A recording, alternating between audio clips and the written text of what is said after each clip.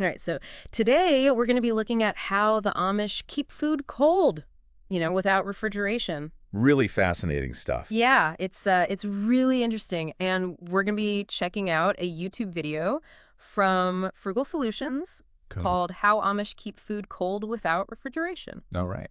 And just diving into some of the techniques that they use, and it's something that I think a lot of people are curious about. Yeah, especially now with, people getting more interested in sustainability and self-sufficiency. Right. It's really appealing to kind of see how they do it, off the Yeah, grid. and they've been doing it for a long time, so Yeah, clearly they know what they're doing. for sure. So, Yeah. Imagine no refrigerator, no freezer. Right. How do you keep food from spoiling, It's a challenge. especially in the, heat of summer? Yeah, well, they've really figured out how to work with nature to create these, cool, stable storage environments. Using things like temperature regulation, insulation, Okay. and humidity control. So it's like they've engineered their own kind of natural refrigerators. Yeah, exactly. Using the elements around them. Like a root cellar. Okay, yeah, let's start with those root cellars. Okay. What makes those so effective? Well, think of it like a giant underground thermos. Okay. They're often dug into hillsides, using thick layers of earth and stone, sometimes wood for construction. Okay. And that earth acts as a massive heat sink, absorbing all those temperature fluctuations from the outside. Oh, so it's really insulated. Exactly. Yeah. Yeah, so even when it's scorching hot above ground, the root cellar stays nice and cool and stable. Wow. So you're saying it's like a consistent temperature in there. Yeah, and that's really crucial for, produce especially. Okay. Things that are sensitive to those temperature swings. Right. Prevents spoilage, helps extend the shelf life, Okay. sometimes for months. Wow, that's incredible. Yeah, So no more, wilted lettuce or mushy tomatoes. you got it. But it's not just about keeping things cold, is it? No, it's not. What about the flavor? Well, the cool, dark environment of a root cellar Mm-hmm. is really perfect for allowing produce to, ripen naturally, Okay.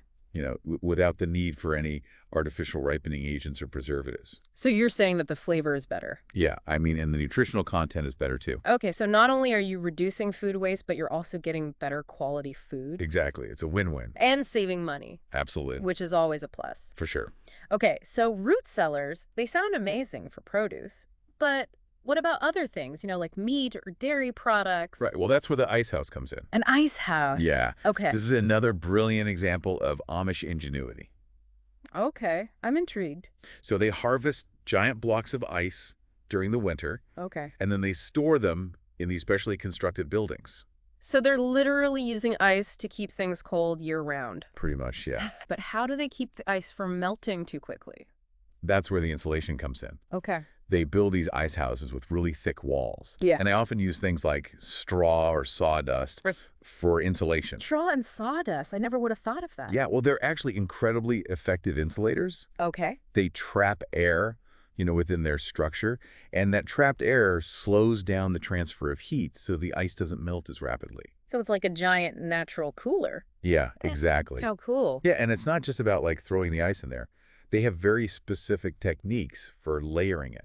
Oh, really? Yeah, using different materials for airflow drainage Wow. to really maximize that ice's lifespan. It's fascinating how they've really, perfected this over time. Yeah, they've turned a challenge into an opportunity to innovate. Right. And it makes you think, if they can do all this without electricity, what can we learn from them? Exactly. And that leads us to another fascinating Amish innovation, the spring house. Have you heard of these? Yeah, I have. Okay, so tell me about this. What is a spring house? Well, imagine a small building built directly over a natural spring Okay. or a constantly flowing stream. All right, so they're using the flow of water to keep things cool. You got it. That's amazing. Yeah, the cool spring water keeps it inside of the spring house at a really low temperature, Okay. which makes it perfect for storing things that need to be kept cool and humid. Okay, so what kind of things? Things like dairy products, Okay. fresh meat. Like a refrigerator powered by nature. Exactly. And it's incredibly effective. Wow. The constant flow of water not only cools the air, but it also helps maintain a high humidity, Okay. which is essential for preventing certain foods from drying out. So they've got both temperature control and humidity control down They do. with this spring house. Yeah, it's pretty amazing. Yeah, and these were, vital to their communities back in the day. Absolutely. And I imagine some communities still use them. Oh, yeah, for sure. So they had access to fresh, safe food throughout the year using these methods. Yeah, they really had a deep understanding of how to work with nature to preserve their food. That's incredible. It makes you appreciate their ingenuity and resourcefulness. It does. But these methods aren't just relics of the past. No, they're not. They're actually seeing a resurgence in popularity, Yeah. even outside Amish communities. Absolutely. There's a growing movement towards, sustainable living. And people are starting to realize that some of the best solutions are actually centuries old. Wow, so people are rediscovering these traditional methods and adapting them to modern life. Exactly. That's so cool. Do you have any examples? Yeah. I mean, you see people building smaller, more compact root cellars, Okay. in their backyards. Okay. Or even basements. Yeah, I've even seen some DIY root cellar designs online that use recycled materials. Exactly. And it's not just about practicality. Right. It's about reconnecting with, a simpler, more sustainable way of life. It's about appreciating the wisdom of the past and finding ways to integrate it into our modern world. I think so. It's really interesting. Yeah. The Amish haven't just stuck with these traditional methods without any adaptations. Right. I mean, they've also found ways to incorporate modern technology They have it. where it makes sense, while still staying true to their core values.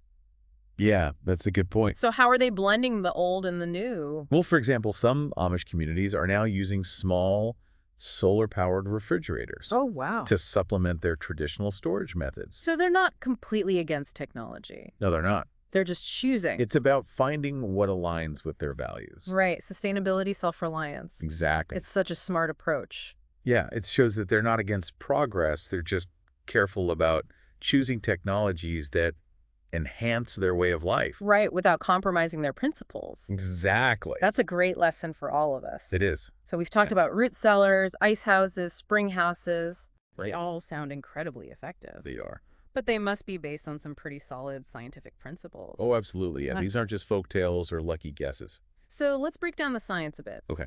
Starting with root cellars, how do they work on a scientific level? Well, it all comes down to thermal mass and insulation. Okay. The earth surrounding the root cellar has a high thermal mass, Okay. which basically means it takes a lot of energy to change its temperature. So it acts like a giant buffer. Exactly. Yeah, against those temperature Yeah. swings. Wow. And then the thick walls and layers of insulation, further slow down that heat transfer, creating a very stable, cool environment inside. Okay, that makes sense. And what about ice houses? How do they manage to keep ice frozen for so long? Well, it's all about harnessing the latent heat of fusion. Okay, break that down for me. What is latent heat of fusion? So it's the amount of energy required to change a substance from a solid to a liquid state Okay. without changing its temperature. So in this case, ice absorbs a tremendous amount of heat as it melts. Oh, so the melting ice itself is actually cooling the environment. Exactly. It acts like a natural air conditioner. Wow. And then the layers of insulation that we talked about,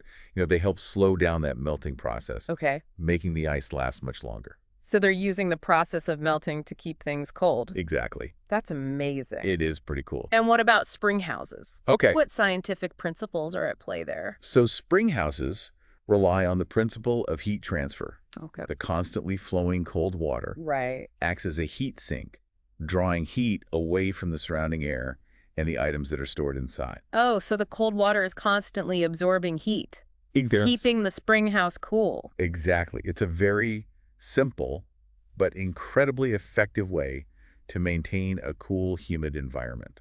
Wow.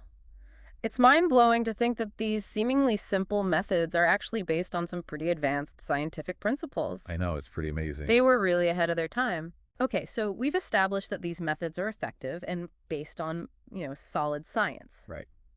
But let's talk about the bigger picture. Okay. What are the broader benefits of these Amish food preservation techniques? Well, for starters, they're incredibly eco-friendly. Okay. No electricity, no refrigerants, no harmful emissions. Right. They rely on renewable resources, natural processes. That's huge. Yeah. And it aligns perfectly with, the growing movement towards sustainability. Yeah. In a world grappling with, climate change and resource depletion, these methods offer a glimpse into a more sustainable way of life.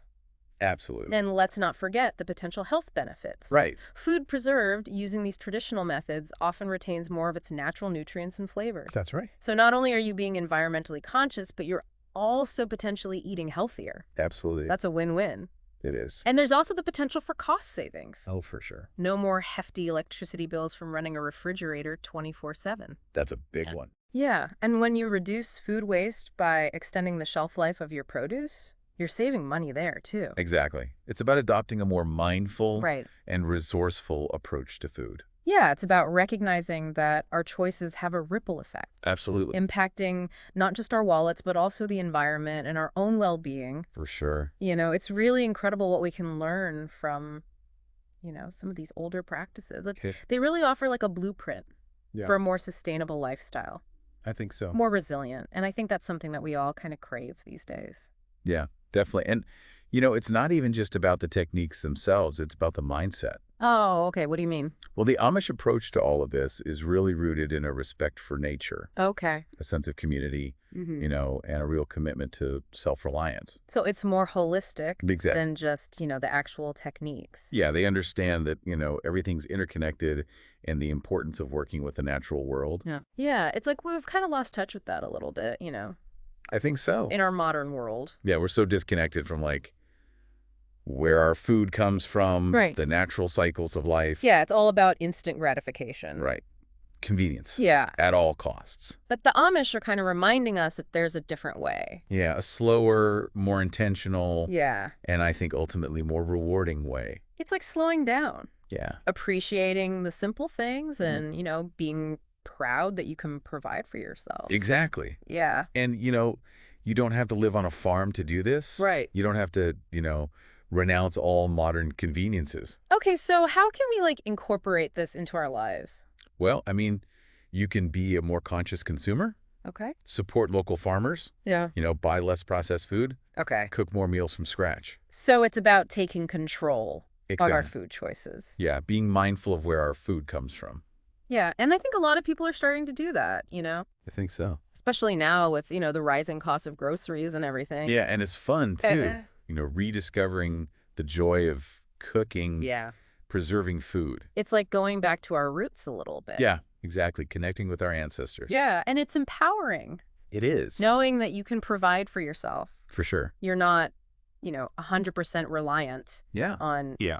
Grocery stores and, Yeah. and that whole system. Exactly. And even if you don't have space for a full-blown root cellar, Right. you can utilize the principles. Okay. You can create like a mini root cellar Okay. in your basement. Okay. Find a cool, dark corner in your house Ah, that's a good idea. to store produce. Yeah, I've even seen people use like old coolers Mm-hmm. or like repurposed cabinets as makeshift root cellars. Exactly. It's all about getting creative. Yeah. What works for your space. And, beyond just storage, there are other traditional methods of food preservation, Oh, yeah, for sure. like Yeah. pickling, Drying. drying. That- Yeah, those have been used for centuries to, preserve food and enhance the flavor. Totally. And those are all things that you can do pretty easily at home. Yeah, and they're really inexpensive. So it's really not about, mimicking the Amish way of life. Right. Exactly. It's about taking inspiration from what they do Yeah, and finding what works for you. and adapting it to like our own modern context. Absolutely. Yeah, and speaking of modern context, I think you mentioned that the Amish, they're not completely against, modern technology. Right. They've actually made some adaptations themselves. They have. Yeah, in the video, it talks about how some Amish communities are now using small solar-powered refrigerators. Oh, that's so interesting. Yeah. So they're blending the tradition with technology. Exactly. Finding that balance. Yeah. What aligns with their values. It's not all or nothing. Right. They're choosing the things that enhance their self-sufficiency and sustainability, Yeah. but not compromising, their principles. Exactly. Which I think is something that we could all learn from. Absolutely. Yeah, finding that right balance. Yeah. Honoring the past while embracing the future. I love that. That's a great way to put it. And, this whole, deep dive into Amish food preservation Yeah. has really got me thinking about our relationship with food. Me too. Like it's more than just a practical matter. Yeah, it's philosophical. Yeah. The Amish approach really highlights that food is more than just fuel. Yeah. It's about connection, right. community, cultural heritage. It's about connecting with the land, Yeah. our ancestors. And ourselves. Ourselves, exactly. And when we take the time to preserve food, Yeah. we're not just extending its shelf life. Right. We're like deepening our appreciation for it, I think so. for its value, Yeah, its history, its absolutely. a place in our lives. It's a reminder to slow down. Yeah. Savor those flavors. Yeah. Honor the traditions that have sustained us for generations. And reclaim that joy of Yeah. cooking. Satisfaction of, being self-reliant. That sense of wonder that comes from working with nature. That's beautiful. It is. And I think that's a powerful message to leave our listeners with today. It's funny. We started off talking about how the Amish keep their food cold Right. without refrigeration. But it's become about way more than that, hasn't it? It really has, yeah. It's like we've uncovered this whole philosophy Yeah. of living. Yeah, a way of being in the world. Yeah, and I think that's what really resonates with people today. Yeah. We're all searching for ways to simplify, Yeah, reconnect with nature. find meaning. Yeah. Beyond just, consumerism. And the Amish really offer a compelling model for that, don't they? I think so, yeah. It's possible to live a fulfilling life without being tied to the grid. Right, without being a slave to convenience. Yeah, and they remind us that true wealth isn't about, material possessions. Yeah, it's about community, Yeah, traditions, connection to nature. and it's not about, romanticizing their way of life or trying to copy it exactly. Right. It's about taking those principles, Right. the wisdom, The valley. figuring out how we can apply those to our own lives. Exactly. What can we learn from their resourcefulness, Right. their ingenuity? Their respect for the natural world. Yeah, how can we incorporate that into our lives? Even in small ways. Yeah, maybe it's starting a garden, Yeah. maybe it's, trying out fermentation. Supporting your local farmer's market. Yeah, or just being more aware of Yeah. what we're eating and the Yeah. waste that we're creating. Absolutely. And every step we take towards, that more sustainable, self-reliant lifestyle, Yeah.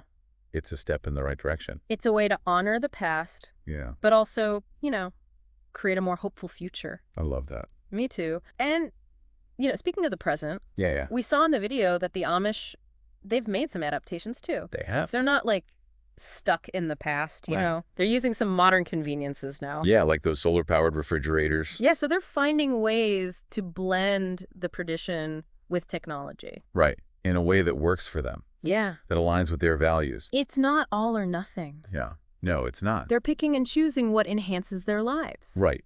But doesn't compromise their principles. Yeah, and I think that's a really nuanced approach Yeah. that we can all learn from. Finding that balance. Yeah, honoring the past, Yeah. embracing the future. I love that. So we've explored, these fascinating techniques, Oh, yeah. uncovered the science behind them, But why? and really discovered, I think, a wealth of wisdom Yeah. that we can apply to our own lives. And hopefully inspired some people to, rethink their relationship with food. To be a little bit more curious Yeah. about how they can, do things a little differently. Yeah, absolutely. Build their own root cellar. Yeah. Who knows? Or try pickling. Yeah. Or start compost. Yeah, or just, slow down and enjoy their food more. That's a great point. So as we wrap up, this journey into the world of the Amish, Yeah. we want to leave you with this. The wisdom of the past Yeah. holds valuable lessons for the present. Yeah, by rediscovering, these traditional practices Yeah. and embracing a more sustainable, self-reliant lifestyle. I think we can create a world Yeah. that is richer in flavor Absolutely. and more resilient. For generations to come. I think that's a great place to end it. I agree.